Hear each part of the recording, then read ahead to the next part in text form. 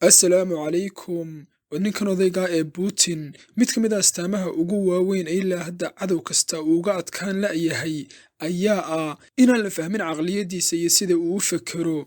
Waxa uu ahaa ilmaha keliya ee ka badbaaday qoyskiisii oo dhan, waxaana uu ku barbaaray xaafad saboola oo magaalada Petersburg daafaheeda ku taalla. Waxa uu yaraantiisii bartay fananka dagaalka iyo difaaca nafta ee ciidamadii Sofiyeetku ay sameeyeen. Waxa uu bartay cilmiga qaanuunka, markaasuu haddana ku biiray sirdoonkii Sofiyeetka ee KGB.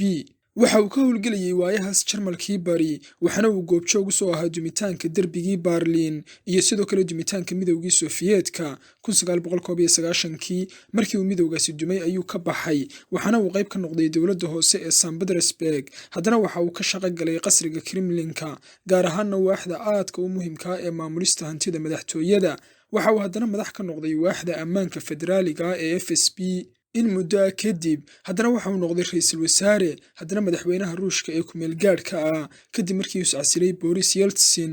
Kadibna waxa uu noqday madaxweyne la doorto sanadkii 2000. waxay xaaskiisii kala tageen 30 sano kadib. Labadiisa habloodna saaxadda laguma yaala arko. Waxa ugu mudan ee uu daneeyaana waa inuu Ruushka haybadiisii u soo celiyo. Intaasi waa tallaabooyinkii muhiimka ahaa ee uu soo qaaday soo gaadhitaanka halka uu maanta joogo. Bal aynu isla aadno dhankaas iyo caqliyadda Putin. Waa nin gebi ahaanba dahsoon oo go'aanka uu doonayo in uu gaadho ilaa ilbiriqsiga u dambeeya ee suuragalka ah la suga, hadba go'aanadiisana dib u kala shaandheeya.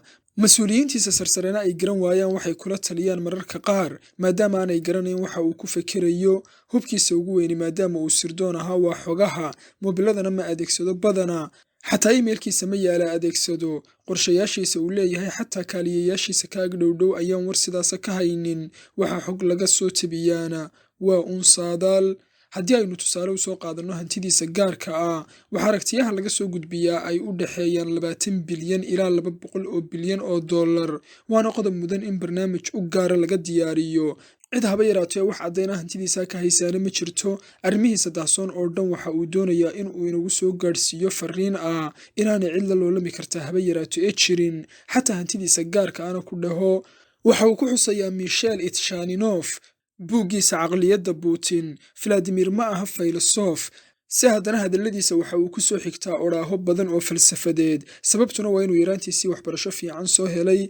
Waa dhegayste wanaagsan, dadka uu ka agdhow yahayna kalsoonidooda wuu kasban karaa. Sannadihii uu sirdoonka ku soo howlanaana waxay u suuro geliyeen xirfadaha uu ku kasbanayo dadka, ku qancinayo, uguna hanjabayo si daahira iyo si dadban labadaba. Sidaa ayuu Ruushku u muuqdaa marka caqliyadda Putin lagu eego. Haddaba 29 Disembar 1999kii, dhambaal ka kooban 5,000 oo eray ayay mareegta Kremlinku ku baahisay fariin ka socota Putin oo aan xilligaas ahayn madaxweyne. Ciwaankeeduna waxa uu ahaa Ruushka iyo hilowga 2000. Waxa uu ku lafaguray shuuciyaddii, waxaana uu ku duray hannaanka nololeed ee ugub ee caalamku uu yeelanayo ee ruushnimadu ay ka maqan tahay. Waxa uu soo bandhigay aragtiyo liberaali ah oo ruushnimo ku dhisan, isagoo ballan qaadaya in saamayntii Moscow uu dib u soo celin doono. 2 maalmood kadib dhambaalkaas ayuu dhaahiyey madaxweynihii Ruushka ee xilligaas ee Boris Yeltsin inuu xilka iska dhigayo, talada dalkana uu ku wareejinayo Putin. Markaas ayuu Putin soo bilaabay noloshiisa madaxnimo. Doorashooyinan sidaas u adkayn ayuu ku guulaystay 2000, markaasuuna ballan qaaday inuu samayn doono tusaalaha ugub ee Ruushka ah. Dimuqraadiyaddiisuna ay noqon doonto mid Raashiyaan ah oo dalkaas habdhaqankiisa ka shidaal qaadanaysa. Putin waxa uu u arkaa Ruushka awood caalamiya oo la dulmiyey, waana inuu mar walba taariikhda ku dheganaadaa. Badanaana uu soo dheegtaa taariikhdii uu isagu u arkayey inay ifayso ee Sofiyeetka. Bogaggiisii madoobaana uu ka dheeraado, wuuna ka dhowraa afka in uu dembiyadii waaweynaa ee Stalin ku sheego jariimooyin, waxaana uu ku koobsadaa inay ahaayeen gafaf. Waxa uu aaminsan yahay inay jirto xaqiraad taariikheed oo uu Ruushku kala kulmay dowladaha galbeedka, iyo gafaf taariikheed oo ay Raashiyaanku ka galeen xaqa Ruushka laftiisa. In dib loo saxaana ay mahuraan tahay. Markaynu u nimaadno caqliyadda uu Putin ka aaminsan yahay Ukraine, iyadana marka aynu u nimaadno waxa uu Putin ku baahiyey mareegta Kremlinka dhambaal ka kooban 5,000 oo eray oo nuxurkiisu uu ahaa in Ukraine uu yahay dal gacan ku rimis ah. waxa uu u arkaa dalka ugu weyn ee Yurub gef taariikheed. Khudbadu kaga hadlayay jasiirad weekaha Qiram oo iyadana mawduuceedu uu barnaamij gaara istaahilo. waxa uu eedeeda dusha ka saaray kacaankii Bolshafiga, gaar ahaan hogaamiyihii Gorbachev oo uu ku tilmaamay inuu dhul Raashiyaana u gacan geliyay Jamhuuriyadda Ukraine ee Sofiyeedka ah. Caqliyadda Putin si aan gabasho lahayn ayay u diidan tahay dowladda Ukraine ee ugub, waxaana uu arkaa inay halis ku tahay hankiisa uu leeyahay maadaama ay tahay dal dimuqraadiyad dardar la soo kacaya oo marba marka ka dambaysa galbeedka ka sii ag dhowaanaya. waana dalka labaad ee ugu weyn Yurub Ruushka dabadii, waxaana ay ahayd dowladda labaad ee ugu muhiimsan midowda Sofiyeedka. intaaladii Lenin uga taagneyd la rido 2013kiina waxay ka dhignayd in la beegsanayay maamuuska xilka madaxtinimo ee Kremlinka. haddiiba ay dhacdo oo Ukraine ay aado galbeedkana waxay dhiirigelin dardar leh u noqonaysaa dowladihii hore uga tirsanaa midowda Sofiyeedka oo iyaguna sidaas oo kale u aadaya, waana arrin aan Moscow laga soo dhoweynayn. caqliga Putin 25 Disembar 1991 maalinkaasi waxa uu u taagan yahay masiibo aanay habboonayn in ay dhacda, isaga ayaana afkiisa ku xusayba in dumitaankii Sofiyeedku uu ahaa masiibadii ugu weyneed ee juqraafi siyaasadeed ee qarnigii 20aad dhacday. waxaana uu isku dayayaa Putin inuu dib u soo celiyo midowgii waayihiisii ahaa dowladda adduunka ugu weyn. markaasuu ka dafay jasiiradda Qiram dalka Ukraine. dowladdaas uu arko gacanku rimiska ayna tahay wax ka mida Ruushka. waxa uu aqoonsaday jamhuuriyado ka go'ay Georgia iyo Ukraine. goonigoosdoonyada Moldova iyo Azerbaijanna wuu taageeray. dalalkii hore uga tirsanaa midowda Sofiyeedka ee Aasiyada dhexena isbahaysiyo iyo xilfo wadaagyo ugub ayuu la sameeyey.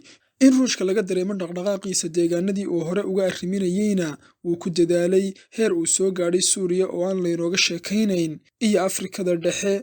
ninkan Putin xataa isku hadal iyo erayo ma adeegsado ee hogaamiye kasta oo uu la kulmaba af gaara ayuu kula hadlaa. haddii uu Yurub joogo waxa uu ka soo dheegtaa hadalladiisa iyo murtiyihiisa uu ka hadlayo filosofkii Jarmalka ahaa ee Immanuel Kant.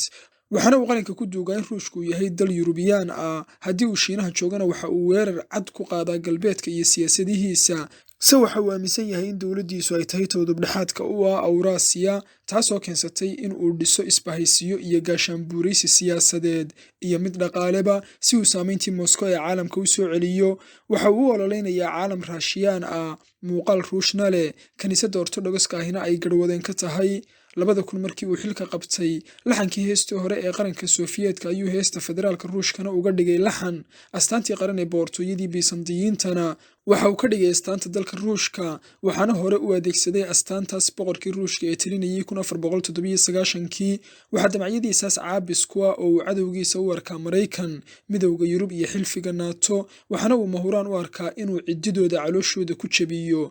qodobka uu u arko inuu daciifintaas kow ka yahay waa xisbiyada midigta oo xilalka dalalkaas qabta iyo hogaamiyeyaasha qowmiyiinta cusuriyiinta ah ee aaminsan inay ka go'naadaan ummadaha kale. ishaysadka labadaas dhinac ka dhexeeyana waxa uu doonayaa inuu saamaynta Ruushka ka dhex sameeyo heer uu gaadhayba inuu faragashado doorashooyinkii Maraykanka ee 2016 uuna u weeciyo dhanka Donald Trump iyo kulankiisa uu la qaatay ra'iisul wasaaraha Majar ama Hungary oo galbeedku ay ku tuhmaan inuu siyaasaddii dalkiisa u weeciyey mid wax kastaba ogol dimuqraadiyadda mooyaane. waxa uu jecel yahay inuu dagaalka ku guulaysto isagoo khasaaraha ugu yari uu ka soo gaadhayo. waxaad moodaa in uu si xeel dheer u daraaseeyey istaraatiijiyadaha buugga Loolan, waxaana qodobkaas laga dhadhansan karaa sida uu u curdindhariyey banaanbaxyadii Kazakhstan iyo faragashiyadii Suuriya ee uu ku badbaadiyey nidaamka Bashaar al-Assad.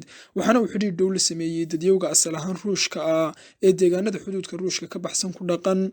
waa nin dahsoon oo awoodo inuu u midabeeyo hadba xaalku sida uu yahay ama ay dantiisu ku jirto. waxa uu indhaha ra'yiga caalamka iskaga mashquuliyaa muuqaallo uu shakhsiyad ahaan samaysto sida musaaricyahan, dabaalyahan, quusa, askari iyo nin habqabiilkii ummaddiisa uu asalka u ahaa wax kaga sii jiraan. si uu damacyadiisaas u gaadho waxa uu dhisay ciidan xooggan, kayd dhaqaale oo uu cunaqabatayn kasta kaga adkaan karana wuu samaystay. Oktoobar 2022 ayuuna u dabaaldegayaa sanad guurada dhalashadiisa ee 7aad, lamana kale oga weli in uu xushay cid xilka uga dambaysa iyo in kale. dastuurka dalkiisaasina waxa uu dhigayaa xilkaas inuu hayn karo ilaa 2036. sidaas ayay caqliyadiisuna wax u aragtaa, waana saadaasha ugu fog ee laga bixin karo niyadiisa iyo rabitaankiisa maadaama aan dhab loo garanaynin. wasalaamu calaykum.